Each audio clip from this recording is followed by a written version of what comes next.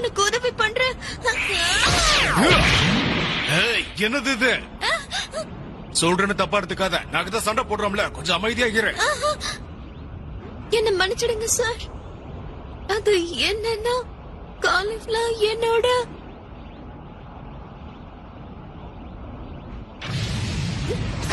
நாங்க ஒன்னாதான் இப்போ செயல்படுவோம். காலிஃப்ளவர், நான் உனக்கு உதவி பண்றது தப்பா? நீயே சொல்ல.